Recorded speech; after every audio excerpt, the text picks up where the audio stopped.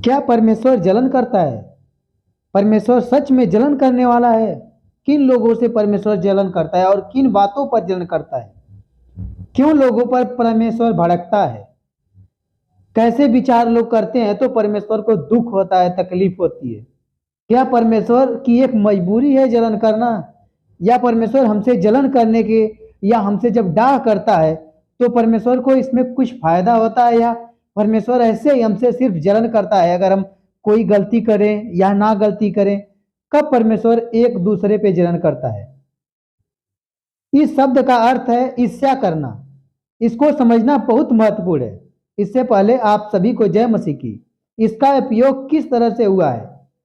अगर हम निर्गमन के 20 अध्याय 5 वचन में देखें तो पवित्र शास्त्र बताता है, तू उनको दंडवत न करना। मूर्तियों को परमेश्वर ने मना किया है, और न उनकी उपासना करना, क्योंकि मैं तेरा परमेश्वर यहोवा जलन रखने वाला परमेश्वर हूँ।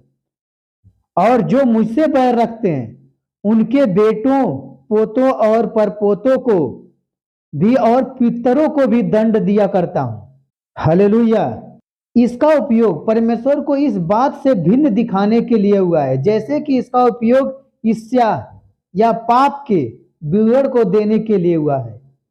अगर हम गलातियों के 5 अध्याय 20 वचन को देखते हैं, बाइबल बताती है, मूर्ति पूजा, टोना, बैर, झगड़ा, ईर्ष्या, क्रोध, विरोध, फूट, विधर्म, डा, मतवालापन, लीला, क्रीड़ा और इनके जैसे और काम है।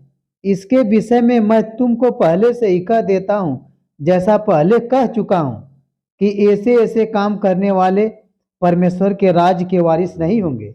जब हम ईर्ष्या शब्द का उपयोग करते हैं तो हम इसे एक व्यक्ति का किसी दूसरे व्यक्ति के प्रति डाह रखने के भाव से करते हैं। अर्थात अगर हम कहें तो एक व्यक्ति के मन में आपके विरोध में कुछ है, जबकि आपके मन में उसके विरुद्ध कुछ भी नहीं है। एक व्यक्ति किसी दूसरे के प्रति ईर्ष्यालु या डाही हो सकता है क्योंकि उसके पास एक अच्छी कार हो, या उसके पास घर हो, या उसके पास संपत्ति हो, या वह व्यक्ति आपसे किसी दूसरे प्रति इसलिए ईर्ष्या या डाही हो सकता है क्योंकि दूसरे में कुछ ऐसी योग्यता हो या क्षमता हो, जैसे आप एक अच्छे खिलाड़ी हो, या किसी अच्छे ओहदे पर हो, या आपके पास कोई योग्यता अच्छी हो। इसे देखकर वो आपसे डाह कर सकता है। एक और उदाहरण यह भी हो सकता है, एक व्यक्ति दूसरे व्यक्ति के विरुद्ध उससे ज्यादा सुंदर हो, आकर्षक हो, कारण भी ईर्ष्यालु या डाही हो सकता है। यह भी अगर हम निर्गमन के 20 अध्याय 5 वचन में देखें, ऐसा नहीं है कि परमेश्वर ईर्ष्यालु या डाही हो, क्योंकि किसी के पास कुछ ऐसा नहीं है जिसकी उसे आवश्यकता है या चाहत है। मानव जाति के पास कुछ ऐसा नहीं है जिसे परमेश्वर हमसे उम्मीद करता है कि मेरे पास यह नहीं है। यह सोचकर परमेश्वर कभी किसी से डाह नहीं करता, ना ही जलन करता है। हालेलुया। गमन के 20 अध्याय 4 और 5 वचन को हम देखते हैं। बाइबल हमें बताती है कि तू अपने लिए कोई मूर्ति खोद के न बनाना, न किसी मूर्ति की प्रतिमा बनाना जो आकाश में या पृथ्वी पर या पृथ्वी के जल में है। तू उनको दंडवत न करना और न उसकी उपासना करना, क्योंकि मैं तेरा परमेश्वर यहोवा जलन करने वाला परमेश्वर हूँ।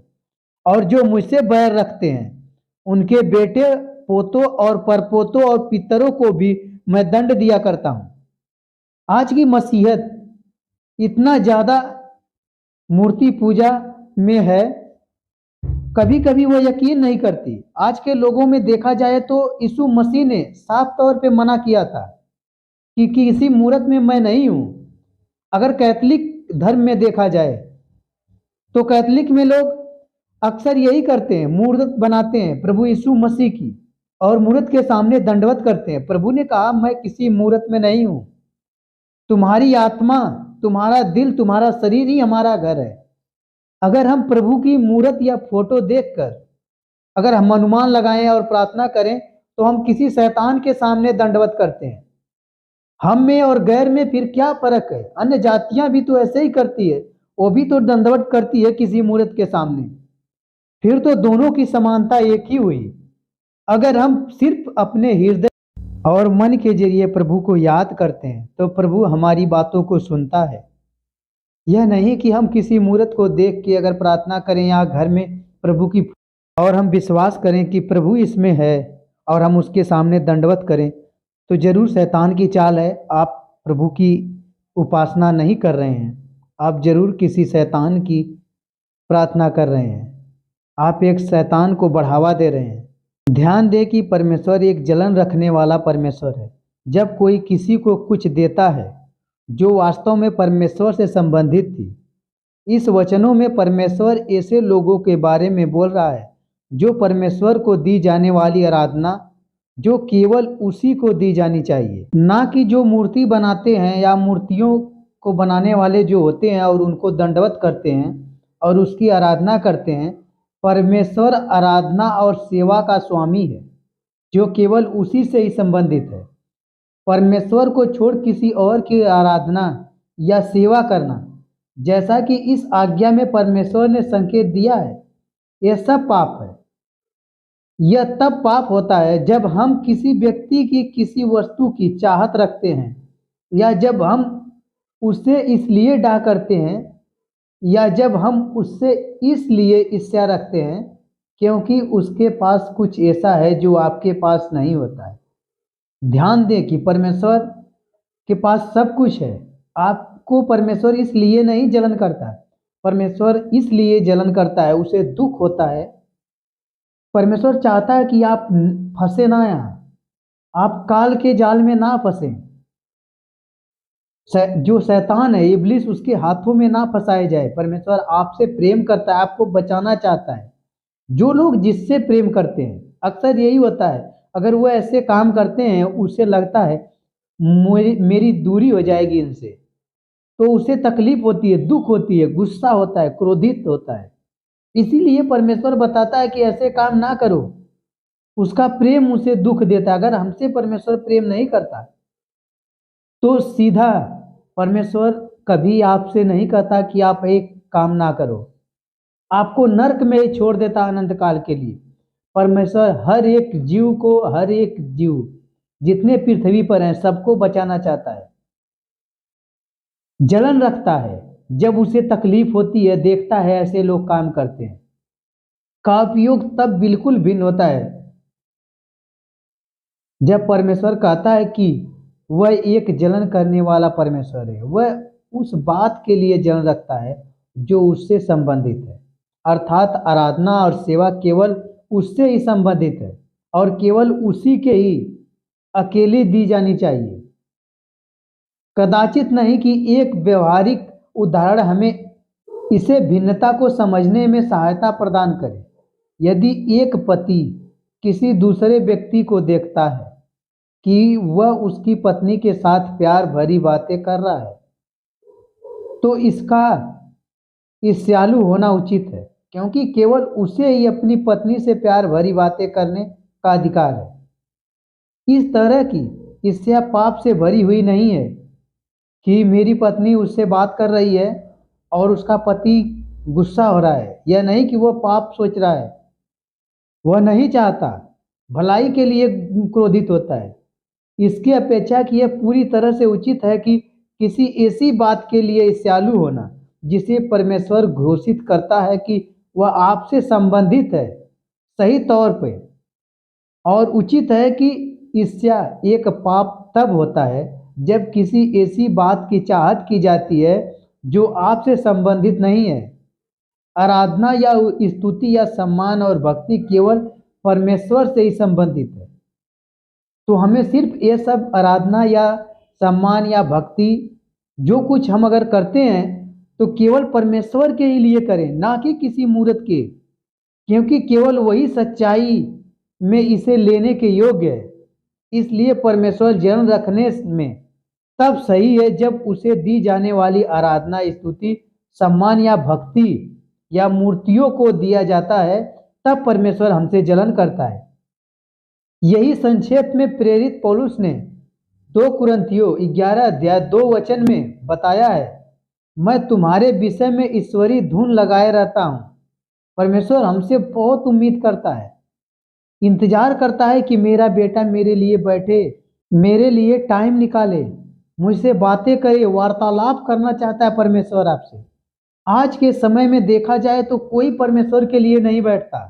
अक्सर यही देखा जाए, बैठते हैं, आपकी प्रार्थना पूरी हुई, जो आपको करना है, जो आपने मन में बिठाया कि मुझे शाम को यह परमेश्वर से मांगना है या सुबह को मुझे इस बात को मांगना है, आप बैठे और आपने प्रार्थना किया, आपका प्रार्थना पूरा हो गया। आप उम्मीद करते हैं लोग कि मुझे यह कब मिलने वाला है, उसी इंतजार में परमेश्वर को भूल जाते हैं कि बस मेरा ये पूरा हो जाए।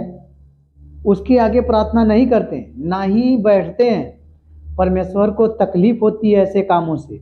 वह चाहता है कि मेरे पास कोई बैठे। जब आप आराधना करें, स्तुति करें परमेश्वर की, उसके बाद शांत होके, मौन होके जैसे लोग बैठते हैं, आधे घंटे, 1 घंटे, 2 घंटे बैठे, परमेश्वर आपसे बात करना चाहता है। उसका दिल रोता है, जैसे एक पिता अपने बेटे के लिए तड़पता है। बहुत परमेश्वर तड़पता है। जिस पिता ने अपने बेटियों के लिए इस पृथ्वी पर जान दी, वह बात करने के लिए किस तरह से व्याकुल होता होगा, हम सोच नहीं सकते। परमेश्वर हमेशा बात करना चाहता है। हमें परमेश्वर के लिए समय निकालना चाहिए, बैठना चाहिए कि परमेश्वर हमसे बात करे। हम अपने मनों को परमेश्वर के सामने जब खोलते हैं, परमेश्वर हमसे बातें करता है। अगर हम शुद्ध मन से अपने आप में विश्वास कर लेते हैं और हम अपने सारे पाप को परमेश्वर के सामने बता देते हैं, परमेश्वर हमसे बात करता है, हमें समझाता है, हमें सीख देता है कि हमें कैसे चलना है, क्या सही क्या गलत। मगर आज के समय में देखा जाए तो स्तुति, लोग किसी मूर्त को या प्रभु की क्रूस, जिस तरह से प्रभु ने क्रूस पे चढ़ाए गए थे, आज की मसीहत क्रूस के सामने दंडवत करती है और परमेश्वर से बातें करने के लिए टाइम नहीं है। फिर परमेश्वर को दुख होता है और आने वाली उनके लाइफ में जब विपत्ति आती है, परमेश्वर उनके जीवन से चला जाता है। लोग समझ नहीं पाते क्यों मेरे लाइफ में दुख है। सच्चाई ये है कि वह प्रार्थना तो करते हैं हर समय, मगर परमेश्वर की नहीं, किसी और की। फिर भी परमेश्वर दुखी होता है, अपने बेटे को तकलीफ में नहीं देखना चाहता, आजाद करता है बीमारियों से। फिर भी हम लोगों के पास आज प्रभु के लिए टाइम नहीं है।